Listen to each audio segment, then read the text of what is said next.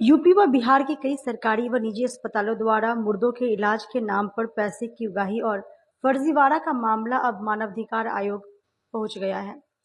मामले में मानवाधिकार अधिवक्ता एस.के. झा ने बिहार व यूपी राज्य मानवाधिकार आयोग तथा राष्ट्रीय मानवाधिकार आयोग में 3 अलग-अलग याचिका दायर की है।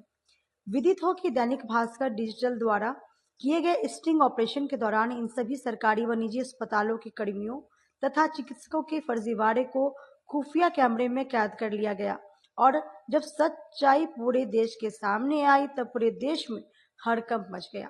वहीं इस पूरे मामले को लेकर मानवाधिकार मामले की जानकार अधिवक्ता एस.के. झा मानवाधिकार आयोग पहुंच चुके हैं। मानवाधिकार अधिवक्ता एस.के. झा ने राष्ट्रीय मानवाधिकार आयोग, उत्तर प्रदेश राज्य मानवाधिकार आयोग एवं बिहार राज्य मानवाधिकार आयोग में 3 अलग-अलग याचिका दायर की है। मानवाधिकार अधिवक्ता एस.के.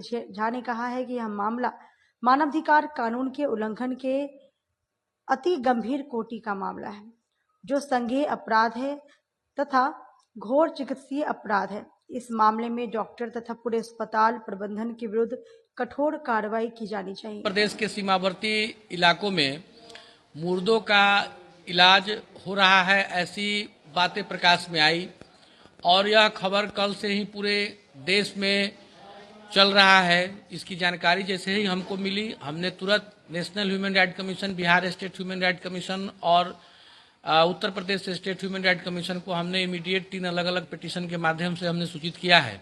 इसमें है कि बगहा के सरकारी स्वास्थ्यकर्मी, प्राथमिक स्वास्थ्य केंद्र और कुछ आशाकर्मी भी इस रैकेट में शामिल हैं। साथ ही साथ कुशीनगर के अस्पताल और चिकित्सक और दलाल और गोरखपुर के बड़े बड़े प्राइवेट अस्पताल और चिकित्सक इस रैकेट में शामिल हैं। इन लोगों का काम है कि गलत इलाज ये लोग करते हैं, मुर्दों का इलाज करते हैं और अवैध उगाही का ये लोग धंधा काफ़ी दिनों से ये लोग कर रहे हैं। जो मामला जब पूरा खुलासा हुआ है, जब स्टिंग ऑपरेशन हुआ है, तब यह मामला पूरा प्रकाश में आया है।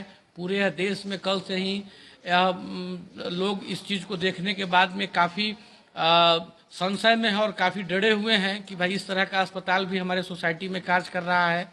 इसी को लेकर के हमने ह्यूमन राइट कमीशन में हमने कंप्लेन दायर किया है। हमें उम्मीद है कि आने वाले समय में ह्यूमन राइट कमीशन के द्वारा काफ़ी ड्रास्टिक स्टेप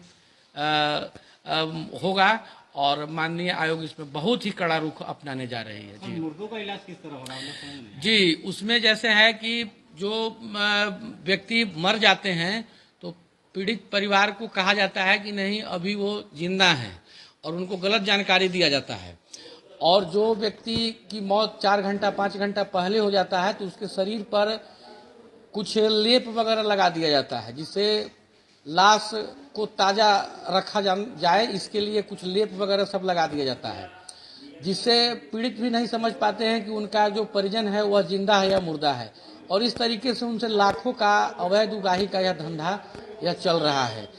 पूरे बिहार के सीमावर्ती इलाका, उत्तर प्रदेश के सीमावर्ती इलाका, इसमें यह रैकेट कार्य कर रहा है। हम लोग पूरा प्रयास कर रहे हैं कि इस रैकेट को जड़ से खत्म करें और दोनों प्रदेश की सरकार इसमें जागृत हो और इस रैकेट को हम लोग कंप्लीट धराशायी कर देंगे और जब तक यह रैकेट कंप्लीट खत्म नहीं होगा तब तक हम लोग अपना मुहिम छोड़ेंगे नहीं।